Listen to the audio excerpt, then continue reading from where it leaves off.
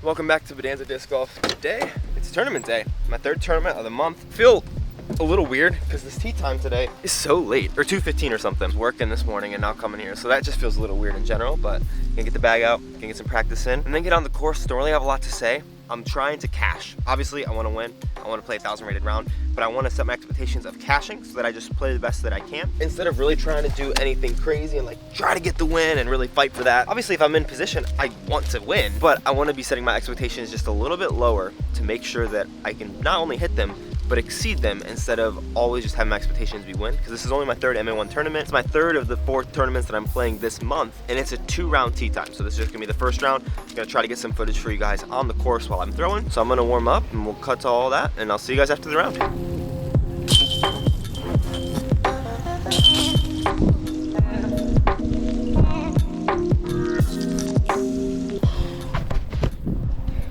A lot of wind. Not feeling the best, but I know that I am good enough to play well. I don't know how I'm gonna play today. I'm just gonna try to play my ability, play smart and safe. Don't think I really need to get aggressive, especially first round. Just trying to cash. Getting the round started really fast here at hole 1, getting a little wind read, and then sending out my orbit grace, which is my more of a stable grace. It's 357 feet, and this ended up being an all right shot. You'll see the putt coming up here. Stepping up to this putt, I just had so much nerves. I don't know, my adrenaline was going, everything felt weird, did not feel good coming out of my hand. Didn't feel good, but it's it.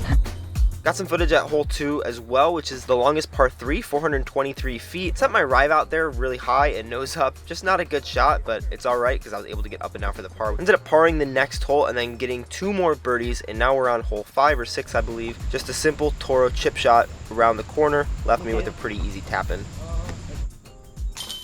Next hole is 9, the longest hole on the track, just under 600 feet, down this really tight corridor, and I throw my grace. Thought that it would be a little more stable than this, but honestly it ends up being a pretty solid shot. What happens next isn't fun though.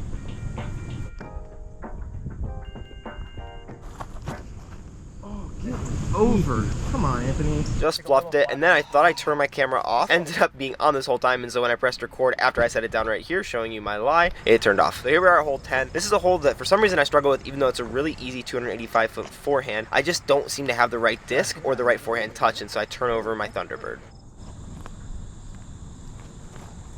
Solid up shot so I can take the par, and then we move on to 11, which is a really fun hole, 350 feet pretty much, just straight up this little gap, and the basket is on a hill.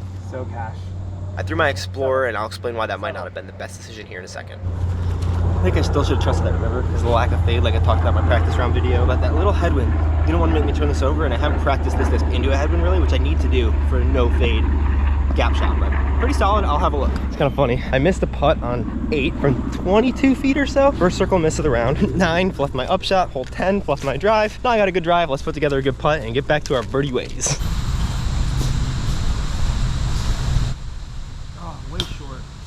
My putting stroke has not been confident today, but we still been giving looks, so let's pick up that confidence. I'm a good putter. I can make these putts. After that, I don't really record anything else until hole 18, where I almost forgot to record the last shot because I always do first shot, last shot of the round, but here's maybe the last shot.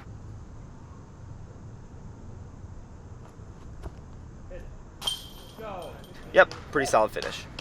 That does it for round 1, but let's get changed real fast because got the super nice long sleeve shirt for the Channahon Classic, which is really fun. Talk through the round. I haven't even looked at scores or ratings yet. Got a nice MD3 as well, which I'm stoked about. Played all right, just first impressions before we even take a look at overall scores. My putting was so bad though. I think I missed 4 or 5 inside the circle putts, like one that you already saw. Like, what the heck? I'm definitely gonna practice putting today. I just didn't feel confident on a single putt, and like I was trying to, let's get confident. I just couldn't get confident. But I was throwing the disc pretty decently. Fluffed a bunch of opportunities that you already saw. This course is very scoreable, so it can definitely come out here and shoot a lot better tomorrow. But let's quickly take a look and see where I am ranked. I'm nervous. I was 5 strokes ahead of my card, but it still did not feel like a great round overall. Oh, that was zoomed in. Fun. I'm really trying to not let this affect tomorrow before we even look at anything. I'm just trying to see, hey, where am I? What's my round rating? Mostly just to report with you guys and take a look at my scorecard, see where I could have done better, because so many opportunities. Started with a birdie and didn't give it up until hole 17. Only 1 bogey I'm super stoked about. Most of the cards, well, I guess I don't even have a good rating because most of the cards we're the second card. So I'm gonna have to re-update you. Let's go to live. I mean, I'm tied 1 right now, but there's some people who are through 10 holes. Someone's down 6 through 13, another person's down 6 through 15. but I was down 6 through 14, and then I didn't get another bird except for the end to get back my bogey. It says 967 right now, which is pretty cool if that's what it stays. I mean, if people are shooting how they're shooting now and they like don't light it up, which it doesn't look like anyone's playing particularly great, that might stay relatively there because the ending holes like aren't the easiest, but there's definitely birdies that I missed. This shirt's so comfortable. I love this. And this is such a cool little stamp for this disc. I'll update you guys before this video is live because I'm gonna put it up tomorrow, probably like while I'm in my next round. I don't think I'll stay tied for first today, and I'm totally okay with that. Like I said, I'm just trying to make cash. 30 people, 29 because one DNF. What is that, 12 people make cash? So I just have to stay top 12, which I don't think I'll really be outside of. Mentally going... that tripod just broke. Mentally going into tomorrow, just practicing putting. Okay, I just finished practice putting without filming it, obviously. And I think I figured out why I was missing so many putts. It's a pretty easy fix, honestly. For me right now, the big thing is, as I was going down, I was just kind of going down like this, like kind of limp hand.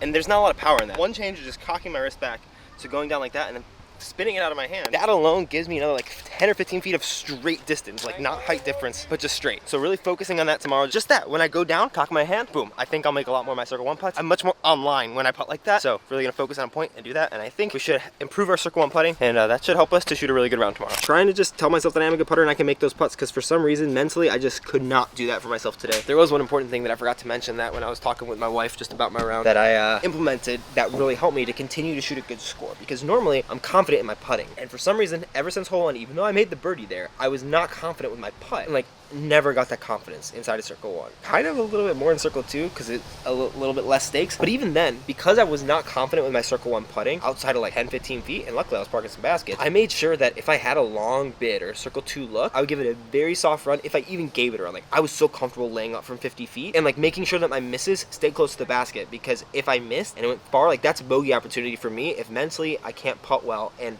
like I just haven't proved that I've been putting well at all today. So that's something important as well, that it's okay to totally concede that. And like, I didn't feel like I was playing great at all. And at the end now, like I'm tied first. We'll see where that ends up being. But I think I'll still be top 10 somewhere in there. And a lot of that's because I'm not trying to get too aggressive for mentally where I am and what my skill level is. I'm not trying to get too aggressive on like throw-ins. I'm not making 30-foot putts. I'm not trying to get too aggressive on my 70-foot putts if I'm not making 20-foot putts confidently. Because I don't want to add any stress to myself, because that'll hurt my mental game. And I want to make sure that I get the best score possible, not do the most flashy things. For me today, the best score possible was me not really running anything past 50 feet if I didn't feel like there's a confident backstop or feel really good about that putt. Just another thing that I thought about when I was talking with Carissa that really helped my game today to come out with a relatively solid score even when my play felt really bad. Throwing the disc pretty well, except for a couple of Toro forehands that I just need to focus on getting my chest up, because I keep going and like shouldering it, which puts it into the ground. Just like hole 18, which I didn't show, but that's why I got to that circle 2 position. And then my upshot that you already saw on hole 9, which I could have got an easy birdie on, and I still almost made birdie from my putt,